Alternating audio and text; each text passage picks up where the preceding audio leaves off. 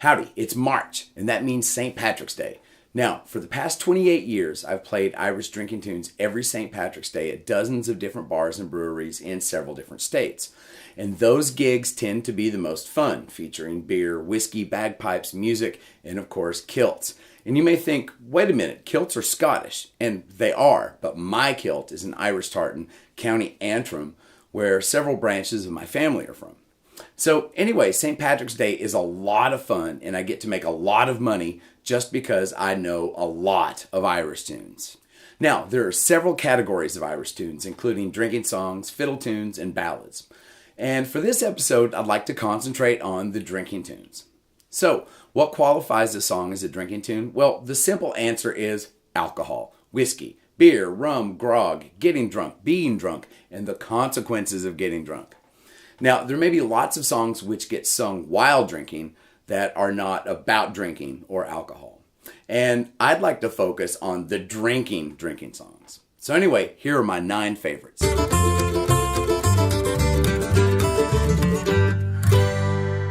Bold deceiver, mushering, rubba-dee-rubba-da. Whack for the daddy-o, whack for the daddy-o, there's whiskey in the jar. Number 9, Whiskey in the Jar. This is one of the first, if not the first, Irish tune I ever learned. Now, being a hard rock and metal fan, I had, of course, heard Thin Lizzy's rendition. But once I heard the traditional lyrics and melody, accompanied by acoustic guitar, mandolin, penny whistle, and the bodhrán, I was hooked. And I'm sure most of you have heard either Thin Lizzy or Metallica's version, so you already know the story of the song. However, if you listen to a more traditional version, you'll notice that the chords in the melody are slightly different, and the lyrics can be noticeably different. For example, names have changed, and there are even some completely different verses. Now, I'm sure if you enjoy the rock versions, you'll enjoy the more traditional versions also. And my favorite version is probably by Waxy's Dargle. Wrap me up in the oilskin and blankets, no more at the docks I'll be seen. Just tell me, oh shipmates, I'm taking a trip, mates. I'll see you someday in Fiddler's Green. Number 8, Fiddler's Green. Now, Fiddler's Green is not your typical drinking tune. It's not a song about drinking, fighting, and the associated consequences of those actions. This is a song about dying. Well, more accurately, what happens afterwards. The song states that Fiddler's Green is a place I've heard tell, where old fishermen go when they don't go to hell. In other words, it's heaven, the fisherman's ultimate reward after long, hard years working aboard a ship. So it should come as no surprise that Fiddler's Green is a sea shanty featuring an expansive, tuneful, lilting air of a melody framed by rolling wave-like rhythms. And those rhythms tell us that Fiddler's Green is also a slip jig, which means it alternates between 9/8 and 6/8 time. So how is this a drinking song? Well, again, the lyrics tell us the beer's always free and there's bottles of rums growing off every tree. Again, a most pleasant expectation of the great beyond. It's all for me grog, me jolly, jolly grog. All for me beer and tobacco. For I spent all me tin on the lassies drinking gin. Far across the western ocean I must wander. Number 7, All for Me Grog. We've all heard the phrase, spend like a drunken sailor, right? Well, here's the song about it. And this one's definitely a tankard clinking group sing-along which celebrates the good times and the not so pleasant consequences to be had on shore leave. So a sailor on shore leave has sold his shoes, shirt, and other possessions for beer and tobacco, and has in turn spent all me tin on the lassies drinking gin. Well, at least it sounds like he's had a good time, right? Well, in the last verse, he laments, I'm sick in the head and I haven't been to bed since before I came to shore for me slumber. In other words, he's wrung out and hung over from his carousing, in addition to being shoeless, shirtless, and penniless. And my favorite version of this tune is by the Dubliners. Also, this is the title of the Irish album that my group, the Crumbs, did several years ago. And the song he sang was the jug of punch. Tooraloo-raloo, tooraloo-rally, tooraloo-raloo, tooraloo-rally. A small bird sat on an ivy bunch, and the song he sang was the jug of punch. Number 6, The Jug of Punch. This song is kind of the opposite of All For Me Grog. Jug of Punch is about whiskey as an enhancement to life. So you may be asking, what is punch? Now, I know there are variations, but my understanding is that this is the basic recipe. Fill a pitcher with ice, then add equal parts Irish whiskey and lemon juice. Stir and enjoy. And believe me, it is really refreshing on a warm day. And a jug of punch is all about the simple things in life which make it all worthwhile. Companionship, music, pleasant weather, and of course, punch. The chords are simple and the melody is quite singable with some fun tu-ra-lu-ra lilting. And like Fiddler's Green, Jug of Punch is a kindler, gentler type of drinking tune. We're no more, and it's no, nay, never. No, nay, never, no more. Well, I played the Wild Rover.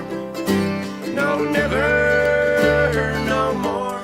Number 5, The Wild Rover. This is a story of debauchery and redemption. So here's the first verse. I've been the Wild Rover for many's a year, and I've spent all my money on whiskey and beer. And now I'm returning with gold and great store, and I never will play the Wild Rover no more. Sounds like a hell of a gap year to me, right? Anyway, the narrator has returned home all grown up and flushed with cash, presumably to take his place in the community as the responsible and productive prodigal son. Literally, he has even asked his parents for forgiveness for his past transgressions. Now, while this description may sound like a thoughtful discourse on forgiveness and redemption, the Wild Rover is actually a boisterous sing-along, clap-along, drink-along audience participation tune. And when you can get an audience, even a modest audience, to sing and clap along, the performance turns into something people will talk about for a long time. Now, we recently played this at the wake for our city's fire chief, and hearing our entire fire department singing along with us is the closest I've ever gotten to leading an arena-type sing-along. And it's those experiences that keep me going as a performer. Whack full of down out and see a partner around the floor, you trotters shake. Wasn't it the truth? I told you lots of fun at Finnegan's wake. Number 4, Finnegan's Wake. This is the Irish drinking tune I get the most requests for, and I 100% understand why. It has a great melody, a rousing sing-along chorus, and it's all about whiskey. Finnegan's Wake is about Tim Finnegan, a bricklayer's assistant or apprentice, who has a weakness for the whiskey. And one morning he goes to work drunk, falls from a ladder, and dies. His friends and family carry his body back to the house and prepare for his wake. Of course, there's food, tobacco, and alcohol. In fact, there's a barrel of porter at his feet and a gallon of whiskey at his head. A drunken brawl ensues, and eventually some whiskey spills on Tim, and glory be to Patty, he arises from the bed, which prompts even more drinking and dancing from the wake attendees. There are so many good recordings of this song, but my favorite is probably by Waxy's Dargle. Check it out. In New York, she was a very fine craft. She's rigged for a nap, and oh how the wild wind drove her. She had 27 masts, she withstood several blasts. We called her the Irish Rover. Number 3, the Irish Rover. This one is a prime example of the Irish gift of blarney. The first verse starts out believable enough, describing the appearance and the mission of the ship, the Irish Rover. But each of the remaining 3 verses stretches the credibility of the narrative to the breaking point. Actually, that's not quite true. By the middle of the 3rd verse, the narrative has already been stretched far beyond the breaking point, with a cargo of 5 million hogs and 6 million dogs and 7 million barrels of porter. So obviously this song is a tall tale. No one would ever believe a word. However, everyone in the song, except the narrator, that is, dies. There's no one left, not even the captain's old dog, who can refute the teller's tale. Now, the chord progression is simple, the melody is a blast to sing, and the story is fun to tell. This is a great song to learn and have in your back pocket if you want to get an audience on your side at an acoustic gig. So definitely learn this one. Gather up the pots and the oats and can, the mash and the corn, the barley and the bran. Hung like a devil from the excise man, keep the smoke from rising barley. A gallon for the butcher and a quart for Tom, a bottle for poor old Father John. Number 2, the Hills of Connemara. Also known as Mountain Tay, the Hills of Connemara is about bootlegging, making whiskey in home stills and hiding those stills from the tall, tall men, or the approaching British tax collectors, who are at the gates. The melody is spry and playful, both rhythmically and melodically. And as expected, the lyrics are poetic and full of witty wordplay, even though this is essentially a protest song. Actually, I'm not sure protest is the right term. Maybe grievance is more appropriate. Now, by the end of the song, the excise men have seized the bootlegger's whiskey and are in fact drinking it neat and will dance all night. Now, this is of course a humorous twist, but it's also a commentary on the institutional corruption practiced by the same crown which denied the Irish the right to self-determination for so long. He looked in the basket, the child he did spy. I'll be damn it, says Jack, this is queer bungo, right, ready, right. Boundy diddle die, ready, right. Number 1, Quare Bungle Rye. I'll be damned.